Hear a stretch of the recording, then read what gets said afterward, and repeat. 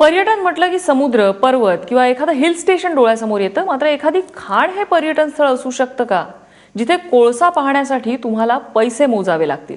पाहूया.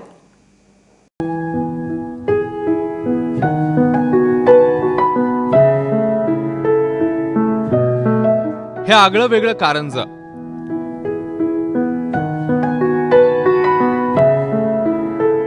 पाण्यावर तरंगणारा जादुई दगड आणि पृथ्वीच्या गर्भात डोकावण्याची संधी. यंदाच्या नाताळच्या सुट्टीत तुम्हाला काहीतरी हटके करायची इच्छा असेल तर नागपुरातला हा इको पार्क बेस्ट ऑप्शन आहे. कोलफिल्ड्स लिमिटेड आणि महाराष्ट्र पर्यटन विकास महामंडळाने एकत्र येऊन 45 एकरावर ही वेगळी दुनिया उभारली आहे.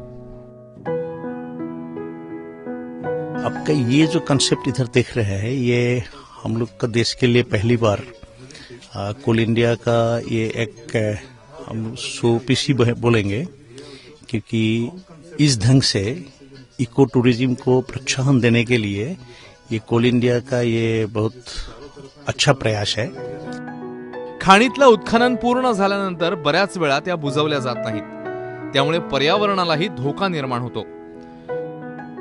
या सगळ्या समस्यांवर मात करण्यासाठी नागपुरात हे खास पार्क उभारण्यात आलंय.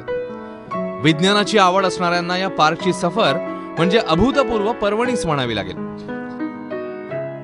या नागपूर क्षेत्रातली सगळ्यात मोठी माईन, जी वर्षाला 25 लाख टन कोळसा काढते, एवढी क्षमता असलेली ही खाण आपल्या क्षेत्रामध्ये आहे. ती सुद्धा तुम्हाला बघण्याचा इथे चान्स मिळणार आहे.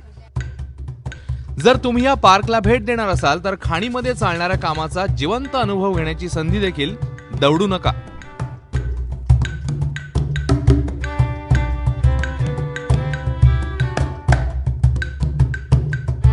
मॅन रायडिंग सिस्टम नावाची आमच्या जो सिस्टम आहे, त्याच्यामध्ये हँगिंग बकेट्स असतात.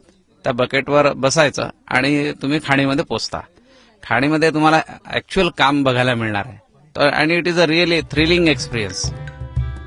याशिवाय इथला हा पाण्याचा तलाव बघून तुम्हाला समुद्राची नक्कीच आठवण येईल. इथे सगळ्यात महत्वाची गोष्ट म्हणजे समुद्राच्या लहरीचा जो आनंद आपल्याला इथे बघायला मिळतो तो खूप महत्वाचा आहे. कारण नागपुरात राहून समुद्राची जर मजा चाखायची असेल तर ती आमच्या इथे या पार्कमध्ये यावी. या इथल्या इको पार्कमध्ये लोकांनी त्याचा आस्वाद घ्यावा. संध्याकाळच्या वेळेस आला तर तुम्हाला जुहू बीच सारखंच अगदी वातावरण इथे तयार मिळेल आणि तुम्ही you can enjoy like anything. नागपुरातल्या या खाण पर्यटनाने पंतप्रधान मोदींनाही भुरळ पाडली आहे की आमच्या इथले जेवढे कलाकार आहे खाणीमधले, ते त्यांची कला तुम्हाला बघायला मिळायला पाहिजे, असा आम्हाला एक आमचा प्लॅन आहे. आणि तो एम्पी थिएटर आम्ही याच पार्कमध्ये एका ठिकाणी एका बाजूला तयार करतोय. जवळपास 400 ते 500 कॅपॅसिटी असलेलं ते एम्पी थिएटर असणार आहे. मग विचार कसला करताय? बॅग पॅक करा आणि नागपुरातल्या या इको पार्कची वाट धरा. नागपूरहून सरिता कौशिकसह ब्युरो रिपोर्ट, एबीपी माझा.